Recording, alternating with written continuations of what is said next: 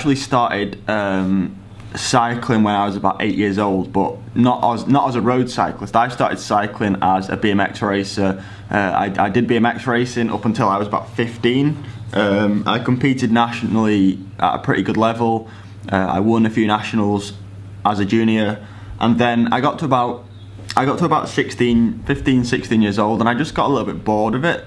I always did road cycling as a bit of training for the BMX, and I started to figure out that I was enjoying the road cycling more than the actual, the road cycling training more than the actual BMX racing. So when I was about 16 years old, I decided to switch over to road cycling, and since then that's all I've been doing. I quit BMX that same year, and yeah.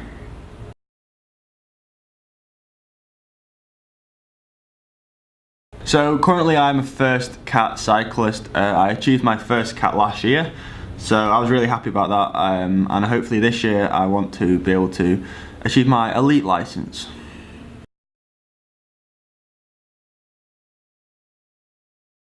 The way to move up categories as quick as possible is by just doing as many races as possible. For me, in my first year I went from cat 4 to cat 2, which I did pretty quickly.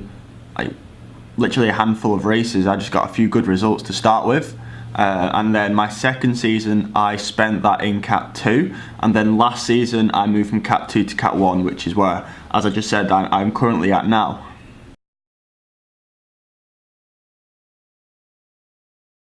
So for 2017, my racing goals, I just want to be consistent in races. I don't really have any specific targets other than the under 23 time trial champs, because I'm a pretty strong time trialist, so that would be one event that I would like to put in a good performance in. But other than that, I just want to be consistent throughout the year, get good results throughout the year, get a few wins, and just, yeah, consistency more than anything this year, rather than, you know, I want to target race A, B and C.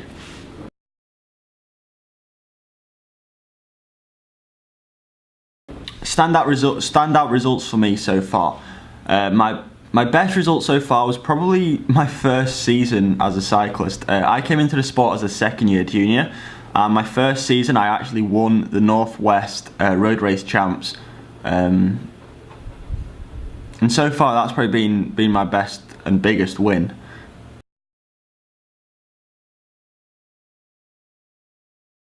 So I get asked quite often about any tips for new racers, and the same advice I give to everyone, the same advice I'll give to you is just race. The best way to train, the best way to bring your fitness up is by racing. So just start racing. When you initially start, you're not chasing results. You're not trying to do well. That shouldn't be your focus. Your focus should just be to get around with the bunch, and the more you race, the fitter you get, and then eventually the results will come. So as a new racer, make sure you can ride in a bunch well and comfortably and safely, and once you can do that, just race. So here where I live anyway, in Lancashire, we've got a couple of good crit circuits, so one on a Tuesday and one on a Thursday, so you can race if you want twice, well 3 times a week including the weekend. So yeah, just find the local crit courses in your area and get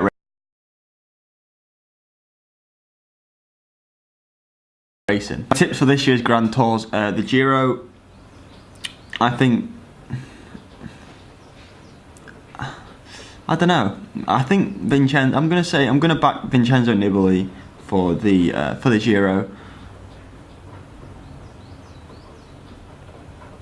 That's just the race he always seems to target, and he's always up for it, and he's always, you know, peaking for the Giro. And when Nibali's in form, he's a very hard man to beat. So for the Giro, I'm going to back Nibali. For the Tour de France,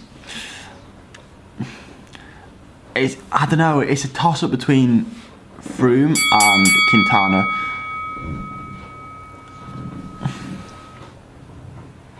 I want to say Froome just because, you know, British, I'm British, and be patriotic, but I just think Quintana is so much younger, and every year he's improving so much, and Froome's getting older now. I think Froome's going to start in a decline, whereas Quintana's still on his incline. So this year I'm gonna. It's really close. It's really close. I think it's going to be a great race this year between Quintana and Froome. Hopefully between Contador as well. But I'm going to say Quintana. I'm going to back myself and say Quintana for the Tour this year. And the Vuelta. I don't know. I've not even thought about the Vuelta.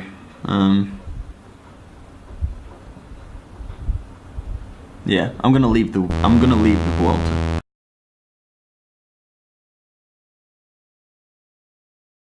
In terms of a favourite team, I don't really have a favourite team as such. But if I was to choose one, I would say Orica Green Edge, just because obviously they're a serious team and they get results, but they just seem like they have a good time whilst they're doing it. I follow their backstage pass on YouTube, and they just look like they have a good time and a fun time. So yeah, that's the kind of atmosphere, if I was in a World Tour team, that's the kind of atmosphere I would want to be with. Any favourite riders? Favourite rider. So I've got two favourite riders. The first one is probably the rider everyone's going to say, that's Peter Sagan. I just love his riding style, and I also love his attitude off the bike, just how laid back he is and how chilled, and how he, just his persona, it's just so funny. But yeah, and then on the bike he's an absolute demon. He's like, the way he can handle a bike as well is incredible. So yeah, Peter Sagan, and also my second favourite rider would be Lachlan Morton. And the reason I say Lachlan is just because less of a rider and more of a person. I just love his backstory, how he came into professional cycling as an under-23 cyclist. He got a contract with Garmin, and he was one of the best under-23 cyclists in the world. And then he just quit. He didn't want to race anymore and just quit. He had a contract to like Tour de France to race in Europe, and he quit. And then like two years later, he came back to cycling in a domestic team in America with his brother. And since then, he's moved back up into the World Tour with Team Dimension Data. And yeah, I just like him as a character more than a bike rider. But yeah, Sagan and Morton.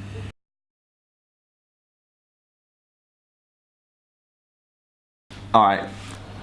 I just don't know how those guys do it. Whether it's the INDIPAC, whether it's the RAM, or any other of these crazy endurance events. I just don't know how you can get up every day and just do 400 kilometers or 300 kilometers day after day for 2 or 3 weeks. It's admirationable.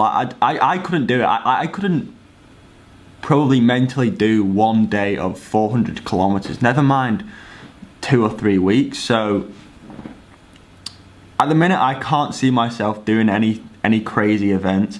Maybe something shorter, like coast to coast. I'd like to do a coast to coast in a time limit and try and do like a fast time or something. I think that's the way it would have to be for me to do a long endurance event. But for the near future, I can't see myself doing any of these ultra endurance events. Maybe when I'm older and a little bit more mature, that'll be something that I'd want to go for. But at the minute, as a 20-year-old, nah. Alright, that is it. Thank you.